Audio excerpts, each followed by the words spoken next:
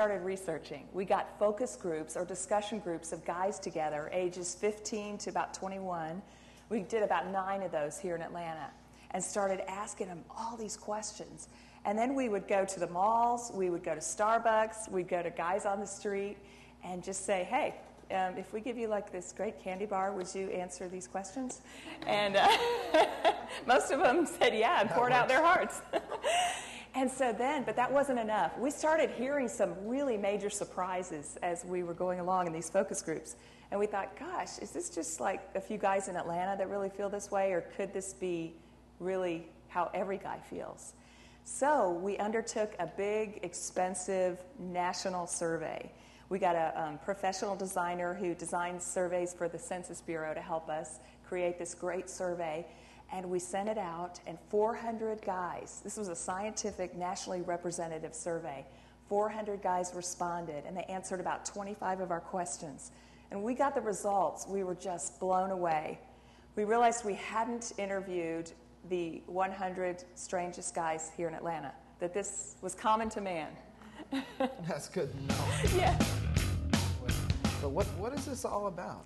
Well, we actually, we started out with the subjects being all over the board, and then we narrowed it down as we were getting closer to 6 major areas.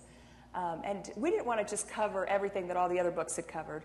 We wanted to just cover what was a surprise to us. And there are things like respect, the visual nature of a guy, how guys are wired different than girls, how guys view girls. Guys would give up the feeling of being loved if they could know they got the feeling of being respected. Huh. So how's that play out? What does that look like? Girls are usually more love-dominated. Right. We usually do things to show people how much we love them, not realizing that some of the things we're doing on this other hand are very disrespectful. And we do actually have a survey question that I'd like to show that really proves this. Let's look at this. Think about what these 2 negative experiences would be like: to feel alone and unloved in the world, or to feel inadequate and disrespected by everyone. If you were forced to choose one, which would you prefer? To be alone and unloved, or inadequate and disrespected? 63% of the guys said that they would rather be alone and unloved than inadequate and disrespected. If you ask girls that, it's very opposite. So that just shows the different ways that we're wired. Interesting. Here's what happened. We're out talking to all these guys in these focus groups, and we're talking about all these other subjects, and they keep coming back to this. We were so amazed. They kept saying, well, girls will just, they're like the mafia, you know, I'm going to kill your mother and kill your brother and your dog, and I don't care how long it takes. And I mean, stuff like this. And we kept getting back to over and over and over again, they would say, girls are mean. One guy said, girls are scandalous. They have an agenda, and they'll stop at nothing to get their agenda reached, their goal reached. You know, and we go like, oh man, you know, this kind of needs to be its own chapter. So we called this chapter Tough and Tender. We found that God just basically wired us differently. Girls are basically wired, most girls, to respond to touch, to physical touch, and the spoken word. Those are more precious to a girl. Guys are wired so visually. They're just, God just made guys to be excited by things they see.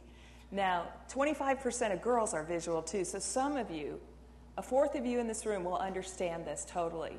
And some of you will go, oh, I don't want to hear this. But it's just something that we have found that in all of our surveys that just bears out in guy after guy that admits that he's wired visually. And we have found, the big thing we found in our visual chapter is that even decent guys in great dating relationships struggle with a desire to visually linger and fantasize about other girls' figures. And much of that struggle depends on what girls are wearing. You know, the poor guys here are bombarded by our society by the skimpy little clothing, and this is not helping girls at all.